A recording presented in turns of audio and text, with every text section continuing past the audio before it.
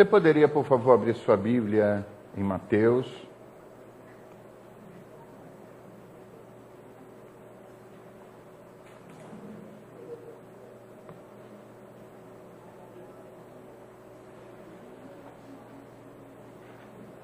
Capítulo 15, verso 4.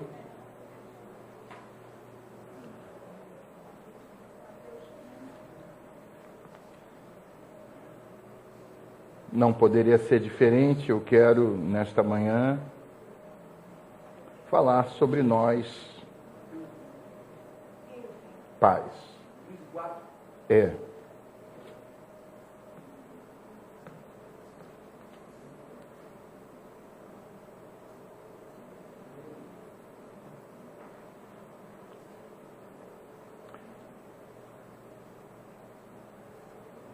Abriram? Amém. Pois Deus disse: honra teu pai e a tua mãe.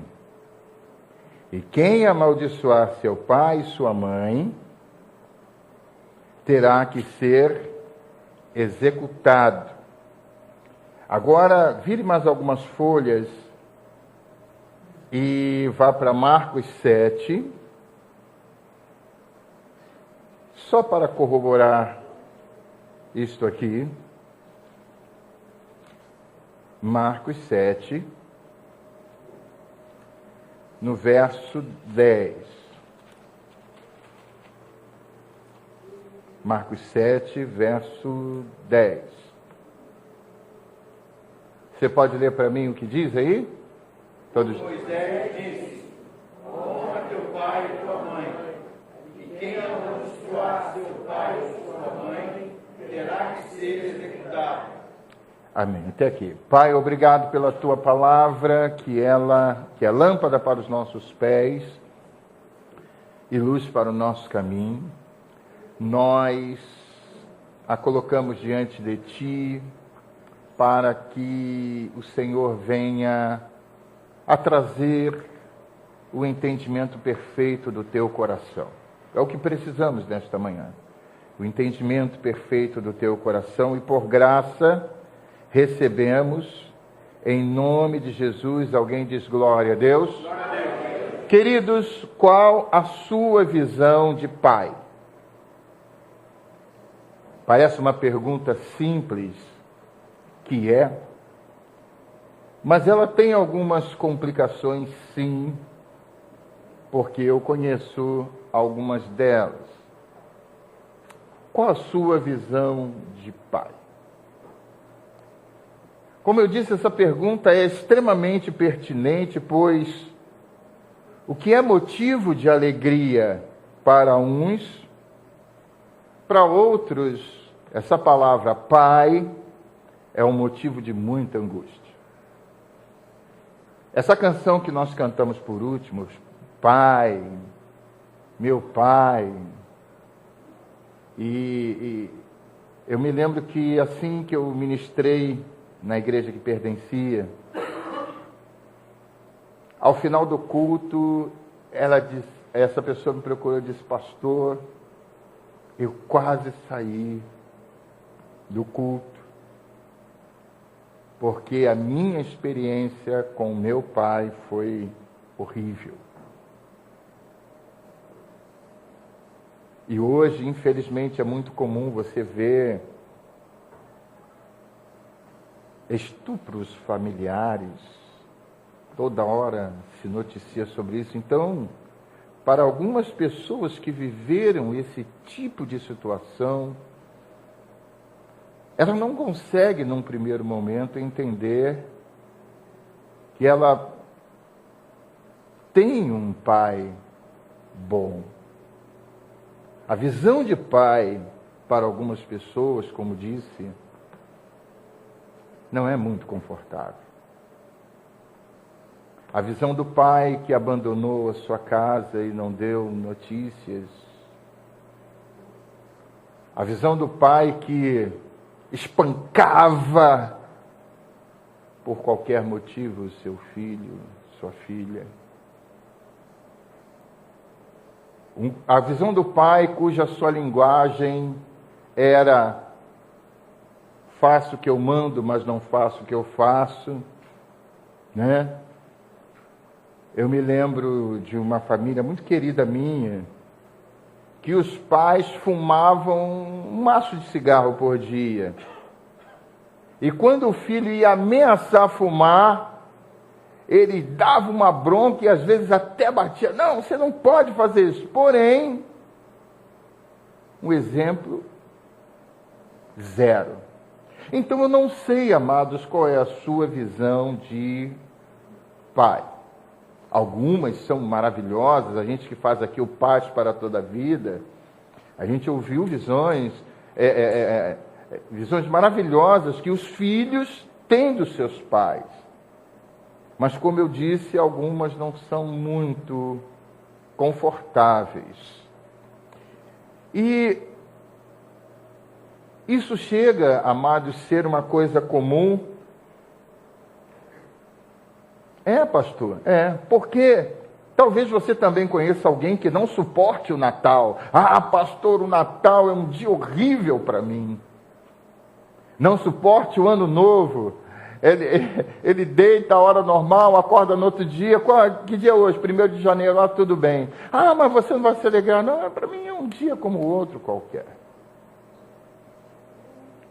E assim como o Dia dos Pais, alguém diz assim, pastor, para mim é o Dia das Mães.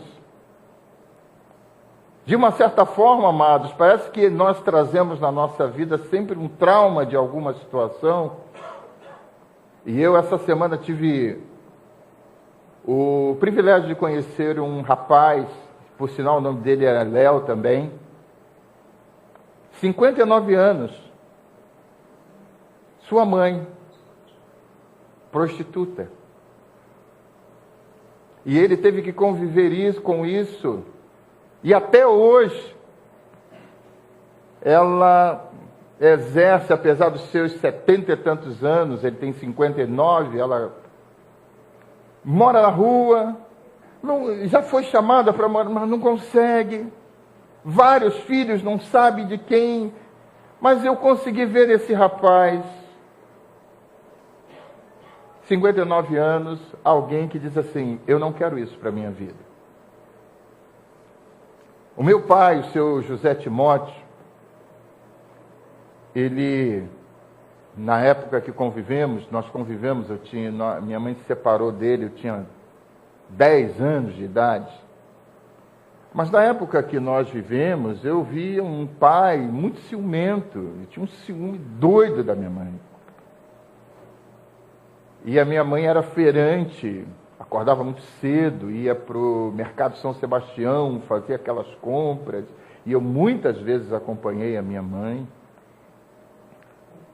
E meu pai, que era um torneiro mecânico, ele tinha um ciúme doido da minha mãe, e achava que a minha mãe dava bola para todo mundo, quando na verdade ela saía cedo e voltava tarde para nos sustentar.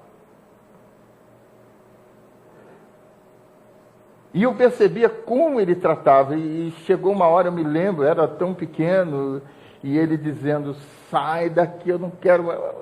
Hoje, é claro que eu sei que foi demônios mesmo, não foi outra coisa. E a minha mãe, eu me lembro que ela orava, Senhor, tem misericórdia, Senhor. E eu com 10 anos de idade, né, tive essa infeliz experiência de ter meus pais separados. E agora tínhamos que fazer uma escolha. Nós éramos em 3 irmãos, né? Somos, né? Tem mais 2 irmãos, que é por parte do segundo casamento da minha mãe. E o que acontece? Aí eu falei, não, eu quero ficar com a minha mãe. Eu tinha entre 10 e 11 anos. E olha só como é que é a vida, né? Aí meus irmãos ficaram lá com meu pai, e obviamente naquela ocasião, que a sua mãe é assim e tal, aquelas coisas. De quem está muito aborrecido com outra, né? Começa a falar impropérios e coisas que realmente não são verdades. E eles começavam aí, meus irmãos de alguma forma acolheram aquilo. Mas quando foi em 82, meu pai veio a falecer. Graças a Deus já convertido, Um dia eu estava assim e disse, eu vou ver meu pai. A senhora deixa, mãe? Eu já tinha meus 16, 17 anos, antes de servir o quartel. Ela, não, vai lá, meu filho. Graças a Deus nunca guardou mágoa. Aí eu fui. Aí cheguei, não avisei de surpresa. Quando ele me viu, ele... Rapaz, no dia dos pais. No dia dos pais.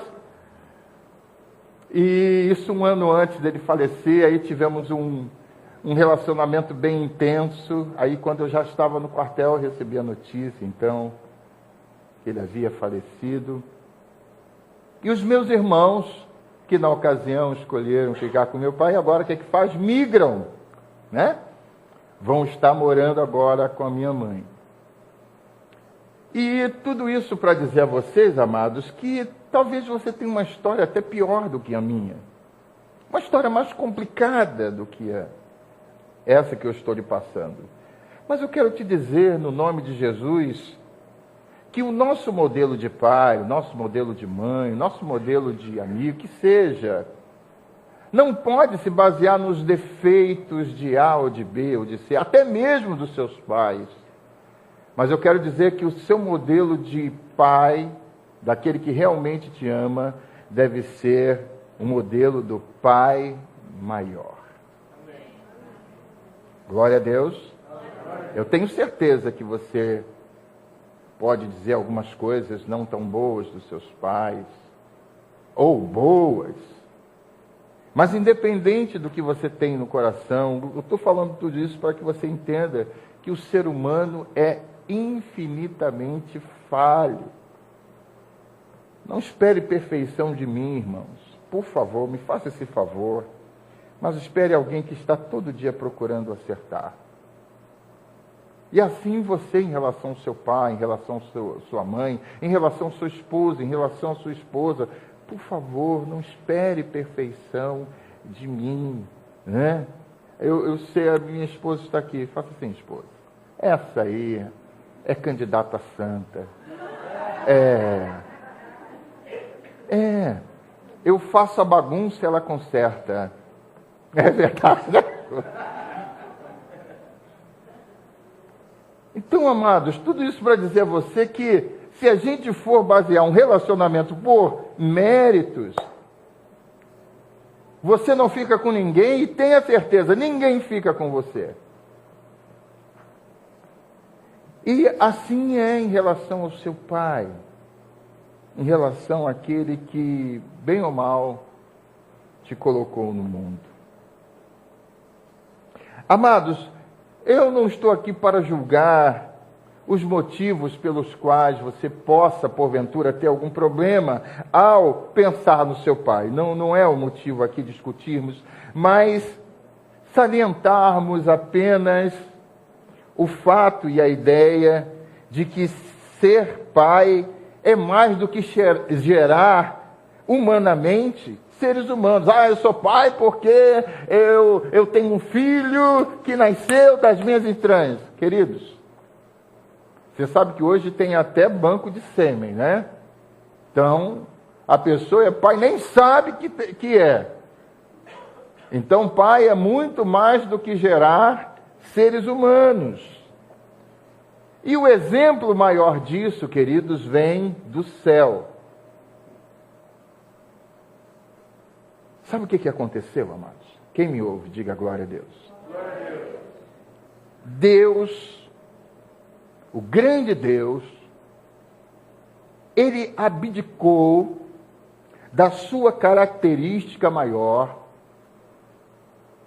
de ser o Deus Todo-Poderoso e tal, para se tornar, através do amigo Jesus, Pai de muitos. Deus é seu Pai? Amém. Não ouvi. Deus é seu Pai? Amém. Por que Deus é seu Pai? Às vezes você olha para Deus como Deus, ou você olha para Deus como Pai. Porque se você olhar para Deus como Deus, vai ficar difícil o relacionamento. Mas se você olhar a Deus como Pai, que Ele o é, muita coisa, com certeza, vai mudar na sua vida. E ele, através do amigo Jesus, se torna meu pai, seu pai e o pai de muitos. E ele nos incluiu nisso. Isso é bom? Amém. Agora eu quero que você abra, por favor, em Filipenses 2. Ele abriu mão. Diga assim, Deus para ser pai. Diga de novo, Deus para ser pai. Abriu mão. Diga de novo, abriu mão do seu melhor. Quem é o melhor de Deus? Claro, seu filho, Jesus. Filipenses, ainda não abri. Gálatas, Efésios, Filipenses capítulo 2.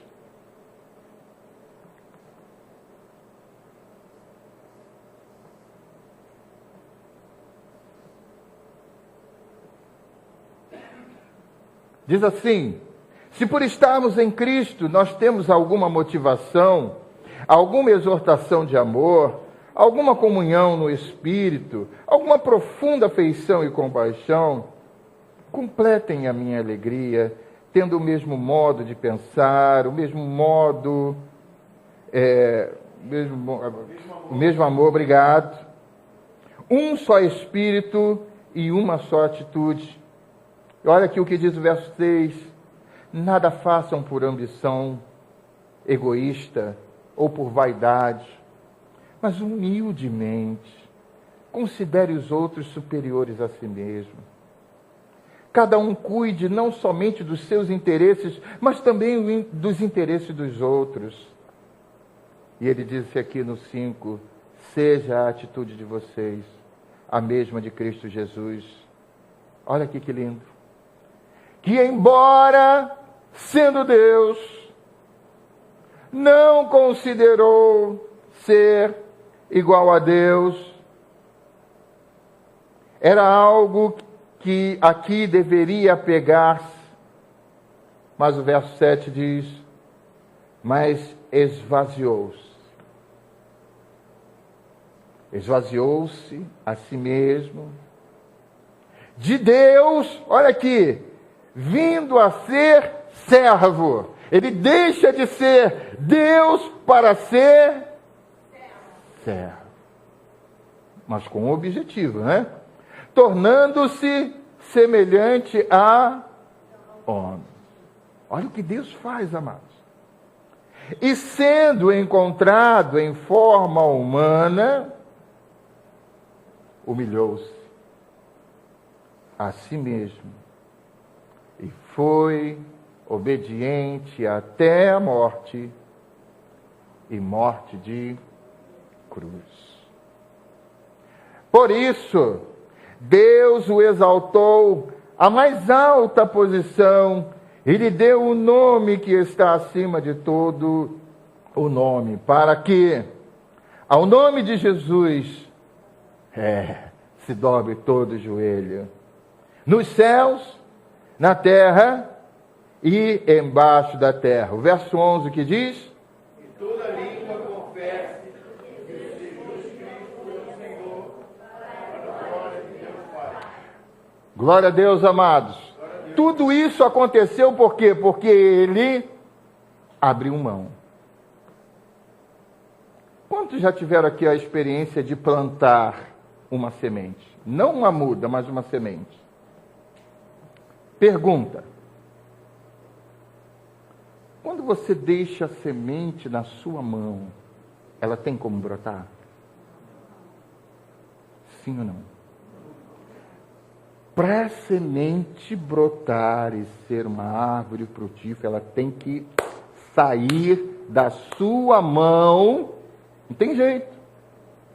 Ir para onde? Para a terra. Acabou aí? Jesus disse: se essa semente não morrer, ela não pode cear. Se você colocar a semente na terra e ela continuar aquela mesma semente que sai da sua mão, nada vai acontecer. Mas A vida começa quando ela morre. E Jesus sabia esse conceito. Ele sabia que a vida só iria começar em nós através da sua morte. Por isso ele abriu mão do que estava com ele. Abriu mão de ser Deus. Ele veio ser um ser humano como a gente. Às vezes Jesus até esquecia que veio do céu. Ele chega diante do cego e diz assim: o que tu queres que eu te faça? Aí, pô, cara, tu não é Deus? Tu não sabe tudo?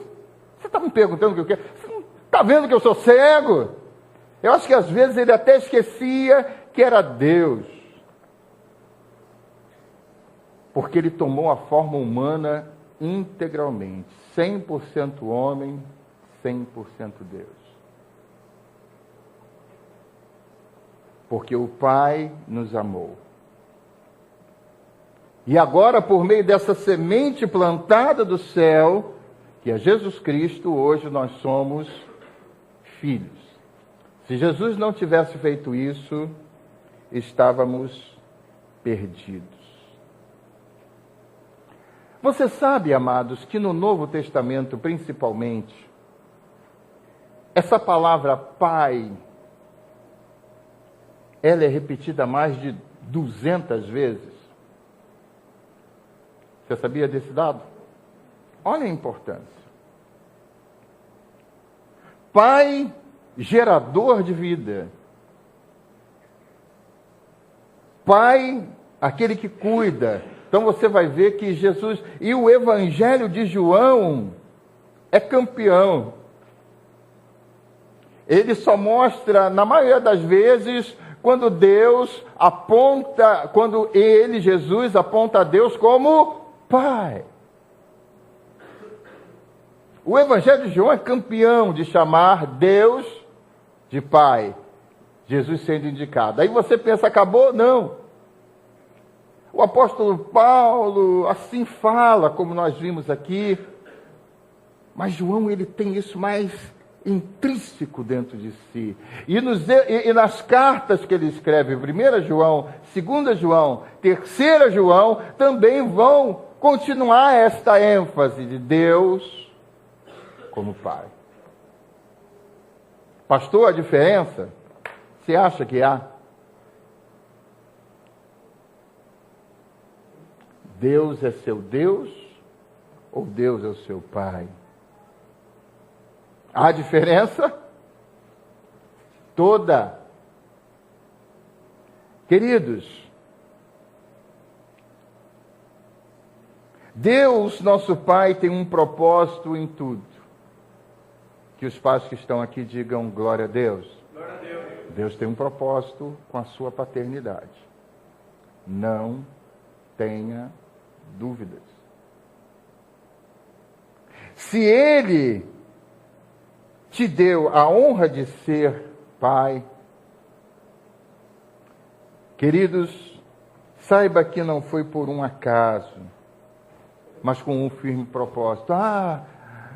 Meu filho nasceu por um acidente, minha filha nasceu, nada disso, queridos.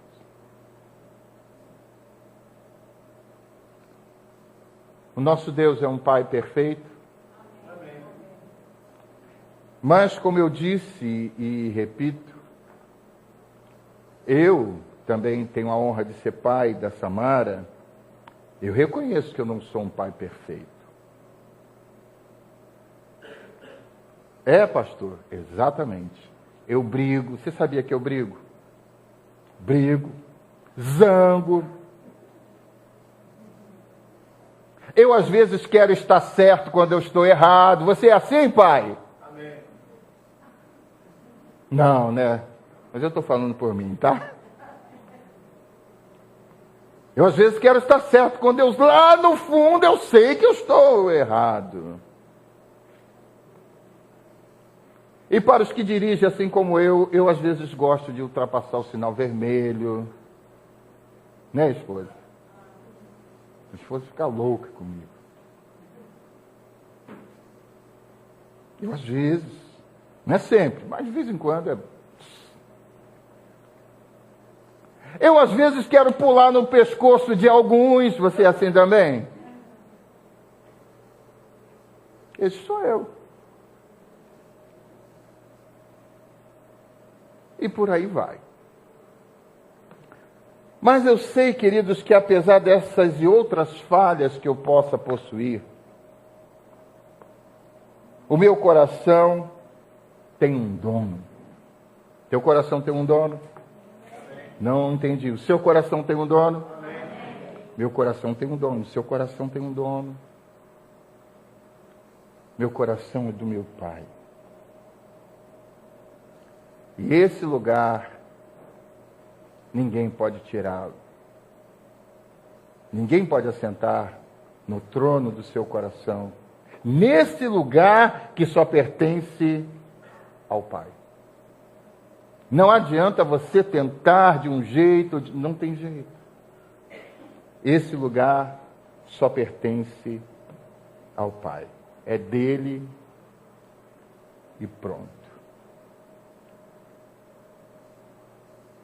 E tudo isso para dizer a vocês, amados, que apesar das suas imperfeições como pai, você é alguém que Deus ama muito. Amém. E que tem expectativas sobre a sua vida. E Ele quer a cada dia te melhorar, nos melhorar. A gente tem que perseguir aquela palavra, ele diz, sede santos como vosso Pai é santo. E eu persigo isso todos os dias. Às vezes sei que eu falho feio, mas eu levanto, sacudo a poeira e dou a volta por cima. E agora eu quero que você abra no livro escrito por Paulo para o meu xará. Quem é o meu xará? Isso.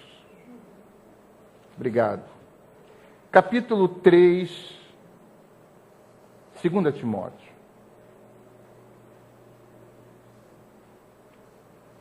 Fala aqui de alguns comportamentos que nós vamos lê-lo.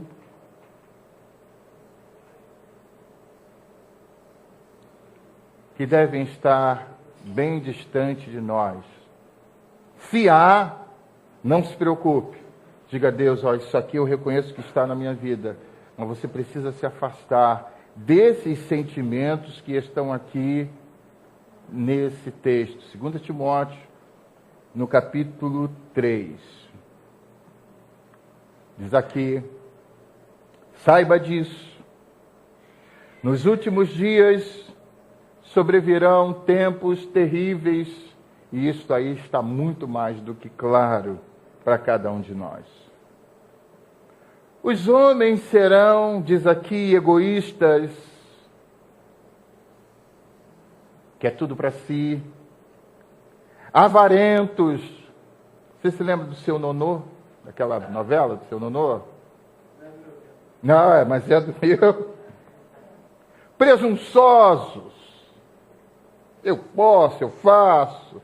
Arrogantes, quer ser maior do que as outras pessoas, blasfemos, aquelas pessoas que falam toda hora contra Deus, contra o Espírito Santo, e diz, ímpios, verso 3, olha aqui, sem amor pela família. Olha, amados, quantas pessoas têm deixado e renegado a sua família humana e da fé. E esse outro ponto aqui é irreconciliáveis. Por mais que esteja aberta a porta da reconciliação, essa pessoa prefere não se reconciliar, fechar o seu coração. As pessoas estão irreconciliáveis. E diz mais, caluniadores. Você já recebeu alguma calúnia? Já. Últimos dias. Sem domínio próprio. Como meu amigo Pedro costuma dizer, sem domínio pessoal. está tudo fora de controle. E eu li uma frase daquele escritor que... Esse mesmo. Ele disse assim: a boa nova que eu descobri é que nós podemos ter controle dos nossos sentimentos. Pessoas perderam totalmente o controle dos seus sentimentos, se entregam a qualquer um que vem, se entrega. Amado, nós temos que lutar.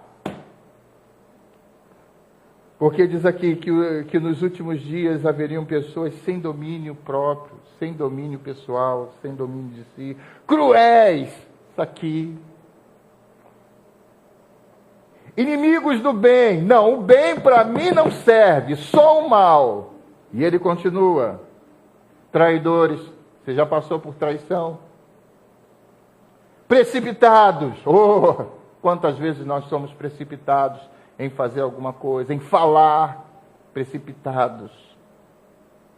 Soberbos. Mais amante dos prazeres do que amigo de Deus. Verso 5. Tendo aparência de piedade. Sabe aquela pessoa que tem aparência, aquela pessoa é boazinha. Mas negando o seu poder, isto é, o poder de Deus. E diz aqui: afaste-se desses também. São esses que se introduzem pelas casas e conquistam mulheres instáveis e sobrecarregadas de pecados, as quais se deixam levar por toda espécie de desejo. Elas estão sempre aprendendo e jamais conseguem chegar ao conhecimento da verdade. Puxa, por favor, aprenda e bota em prática. Pastor, estou ouvindo isso há 10 anos, mas a ficha não caiu ainda. E aqui diz: como Janes e Jambres se opuseram a Moisés, esses também resistem à verdade. A mente deles é depravada. São reprovados na fé. E diz aqui o verso 9. Não irão longe. Quantos querem ir longe? Amém. Eu quero. Mas eu tenho que tirar da minha vida esse pacote aqui. Não irão longe. Porém, no caso daqueles, a sua insensatez se tornará evidente a todos. Amém. Pai, não saia daqui levando prejuízos para a sua família. Não se esqueça que você, além de sustentar a sua casa, de ser o progenitor, você é paradigma, modelo, exemplo de todos que te cercam. Parabéns, pais. Vamos aplaudir a Deus pela vida dos pais mais uma vez.